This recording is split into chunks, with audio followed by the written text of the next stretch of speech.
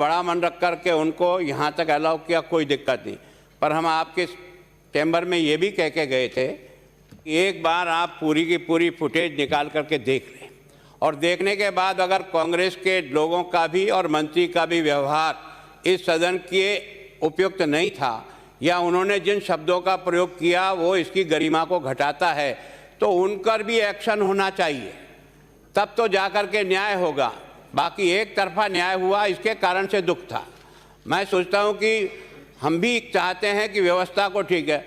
हम क्या चाहते हैं, मैंने आपसे भी निवेदन किया, मैं एक शिक्षक रहा हूँ, मैं कॉलेज में नहीं पढ़ाया, मैंने स्कूल में ज़रूर पढ़ाया, पर एक अध्यापक रहा हूँ, और अध्यापक रहने के कारण से ये जो एक गैंग बन गई है, जितने लंबा समय तक, मेरे समय में भी पेपर आउट थे, मैं स्वीकार करने में कभी घबराता नहीं हूँ, मेरे समय में भी हुआ है। ये राजस्थान में एक ऐसा माफिया गैंग तैयार हो गया है जिसने लाखों बच्चों की ज़िंदगी के साथ खिलवाड़ करता ही चला जा रहा है। मैं सोचता हूँ कि पहले भी कुछ लोगों को गिरफ्तार किया, कुछ लोगों के खिलाफ केस बनाए होंगे, अब की बार भी जो इस प्रकार का केस बना है, मैं केवल आपसे एक इतना निवेदन करना चाहता हूं, अगर मेरी बात कहीं सच आपको लगे तो उस पर विचार करिए।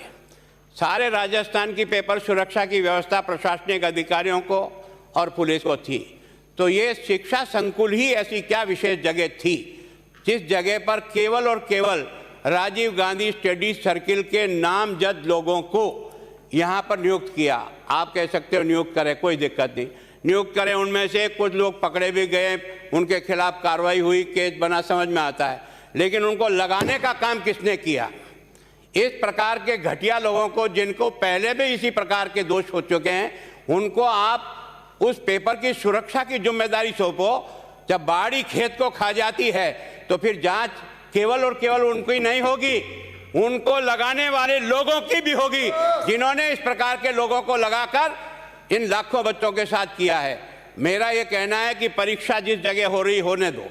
आपने 62,007 मिला दिए, बहुत अच्छा, स्वागत योग्य है। आप उस परीक्षा के प्रोसेस को शुरू करिए ताकि बच्चों की ज़िंदगी के साथ किसी प्रकार की तकलीफ ना आवे, क्योंकि उनके मन में भी इस बात की पीड़ा है कि आखिर 19 से लेकर हम इंतज़ार कर रहे हैं, परीक्षा होगी, हमारा सिलेक्शन होगा, सिलेक्शन फेयर हो, इस भी सब स्वागत करते हैं। लेकिन अगर सिलेक्शन में ये इस प्रकार की नकलबाजी हो करके योग्य व्यक्ति तो पिछड़ जाएं, और इस प्रकार के ये जो गैंग है ना, ये गैंग कोचिंग सेंटरों के साथ मिली हुई गैंग है। अगर इसका पुख्ता प्रयास करोगे, यहाँ तक कि अगर मैं और मेरी पार्टी का भी कोई व्यक्ति इस गैंग का शरीक हो, उन सब का पर्दाफाश होना चाहिए और ये गैंग राजस्थान में खत्म होनी चाहिए, ताकि लाखों बच्चों की जिंदगी के साथ ये जो तमाशा चल रहा है, इस तमाशे का एंड होना चाहिए। इसलिए हमने कहा परीक्षा अपनी जगह आप कराओ, सिलेक्शन आप अपनी जगह कराओ, इन बच्चों को नौकरी आप अपनी जगह दो, जिस प्रोसेस से भी देना उस प्रोसेस से दो, पर उसमें पवित्रता बनी रहे।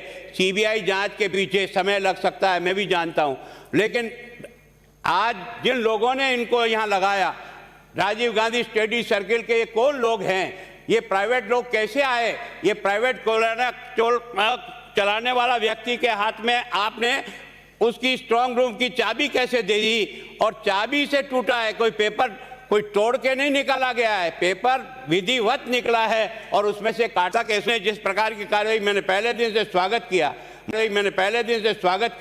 मुझे राजस्थान की पुलिस पर आज भी इत्मीनान है कि हमारी पुलिस में कई अच्छे अधिकारी हैं, लेकिन चूंकि इसको लगाने वाले लोग वो मंत्री और ऊंचे स्तर के लोग हैं, उनको मेरा एसओजी का राठौड़ बुला करके इंट्रोगेशन नहीं कर सकता है। इसका इंट्रोगेशन करने के लिए कोई तो भी स्वतंत्र पार्टी चाहिए जो इन बेईमानों को भी पकड़ करके, ताकि सारी की सारी लिंक खुल जाए, और उसमें जो भी दोषी हो, मैं हूं, मेरी पार्टी का हो सकता है, इधर हो सकता है, उधर हो सकता है, मन में सबके एक ही इच्छा है, इन बच्चों के साथ न्याय हो, इन बच्चों के साथ सही परीक्षा हो, इन बच्चों को अपना हक मिले, ये आप और हम सब चाहते हैं। और जैसे रेत माफिया होती है, शराब माफिया है, वैसे राजस्थान में एक लंबे समय से ऐसे माफियों की गैंग तैयार हो गई है, और इनके सरगना ये सारे के कोचिंग सेंटर के लोग मिलेंगे। जो पेपर 5 करोड़ में बिका, आप और मैं बाजार में खड़ा रह करके 10-10 लाख में बेचूंगा क्या? कब तक बेचूंगा? कब तक पेपर के पैसे वसूल होंगे? पेपर बेचने का मतलब पहले से ही कोचिंग सेंटरों से कोई तो भी समझौता है, एक साथ ही पेपर जाएगा। और इसलिए उन सारे कोचिंग सेंटरों का भी मेरे ज़माने से लेकर के आज तक परीक्षा हुई उसके रिजल्ट का वेरिफिकेशन करो, उनको साथ मिलाने की कोशिश करो कि आखिर ये इतना अच्छा परिणाम देते हैं, इतना अच्छा आ रहा है तो केवल यही क्यों आता है। यहीं से एक एक गांव में मेरे 11 सीआई ऐसा ही बने हैं, एक एक गांव में। मतलब यह है कि ये केवल ये पहली घटना नहीं है, इसके पहले भी एक ये गिरोह जिस प्रकार से चल रहा है, इस गिरोह को तोड़ना पड़ेगा और इसके लिए कोई तो भी पुख्ता व्यवस्था करना पड़ेगा। ये पक्ष और विपक्ष का सवाल नहीं है, ये बीजेपी और कांग्रेस का सवाल नहीं है, उन सारे बच्चों का सवाल है जो बड़ी मेहनत करके अपनी गरीबी में पढ़ करके और आगे बढ़ने का प्रयास करते हैं।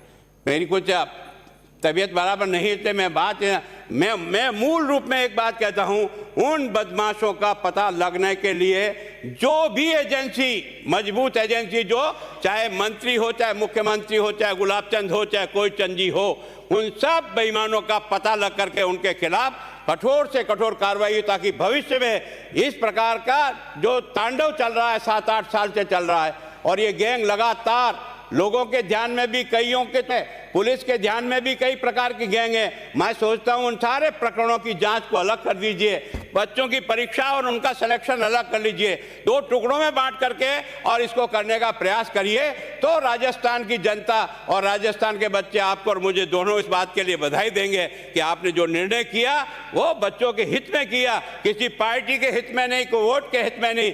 आज अगर इतने लाख बच्चे तो 1 करोड़ जनता, उसके बच्चे बच्ची जो है ना, परिवार प्रभावित हो रहे हैं, उनके दर्द को कोई समझता है। 18 से लेकर आज 22 में आ गए, वो बच्चे नौकरी के लिए तरस रहे हैं और इस कारण से मैं चाहता हूं कि इस जांच में किस तरह से तरीका आए जिसके कारण से दोषी किधर भी हो, चाहे कोई भी हो, मैं चाहता हूं वो पकड़ में आना चाहिए और उसके आधार पर होना चाहिए। आपने जो बात कही, हमने पहले दिन से आपसे निवेदन किया था, ये घटना केवल बीजेपी और कांग्रेस की नहीं है और हिंदुस्तान में एक ऐसा उदाहरण हमारे यहाँ पेश हो गया कि 26 लाख बच्चों ने तैयारी की और जाकर के कुछ हजार लोग इस चोर रास्ते से घुस के नौकरियां प्राप्त कर ले और बड़ा बच्चा तरसता चला जाए। ये तो कोई व्यवस्था नहीं हो सकती। हम जनप्रतिनिधि भी हैं तो हम किसी के बाप भी हैं, किसी बच्चे के रिश्तेदार भी हैं, हमारा सबका धर्म बनता है उसके प्रति न्याय कैसे हो। इस कारण से विरोध दिमाग में है और मन से है, केवल नाटकबाजी से नहीं है।